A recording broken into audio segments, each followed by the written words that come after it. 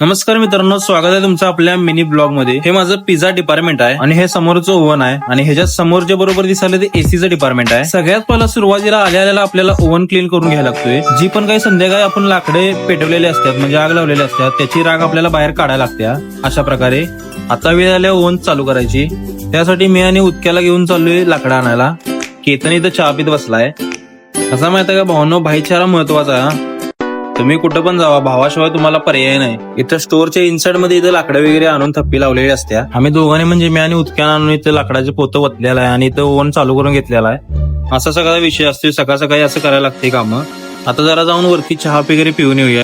हे bakery department असलेलं cash counter आहे आणि भावा आपला आला तर मागं पण सांगितलं, आता पण सांगतो, भाऊ नाही तर जीव आहे आपला। हे उदक्या तर जाणार आम्ही वरच्या डिपार्टमेंटला चहा प्यायला। असे सीड्या आहे वरच्या डिपार्टमेंटला जायला। हे वरचं हॉट सेक्शन, सकाळी काय तर डिपार्टमेंट आपलं असं चकचकीत आणि क्लीन दिसत असते। हे पेंट्री उदक्याचं डिपार्टमेंट आणि इथनं पुढे बाकी एशियन, इंडियन आणि तंदूर डिपार्टमेंट आहे। अरे प्रकाश शेफ, अरे अपने अकेंद्र शेफ, अरे अपने तेज शेफ आहे।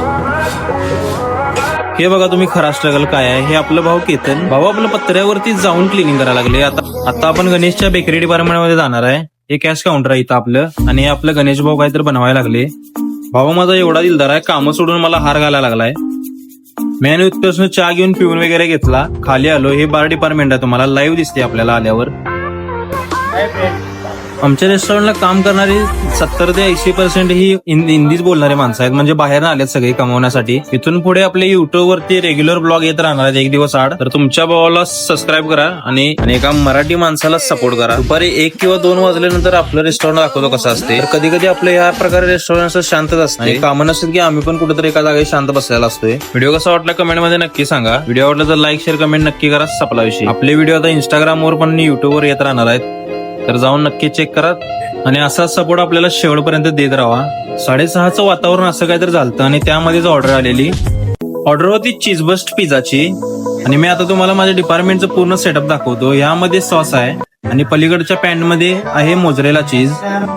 या बाउल मध्ये आपण डो करून ठेवलाय आणि या इथं आपण पिझ्झा लाटणार आहे। असे एकच ना अनेक ऑर्डर चालू असतात कंटिन्यू। पिझ्झा लाटायची प्रोसेस चालू आहे चीज बस्टची।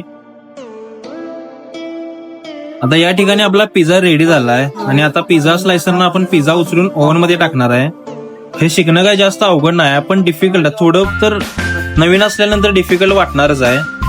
सध्या आपण पिझ्झा ओव्हन मध्ये टाकून दिलाय, तुम्हाला दाखवतो।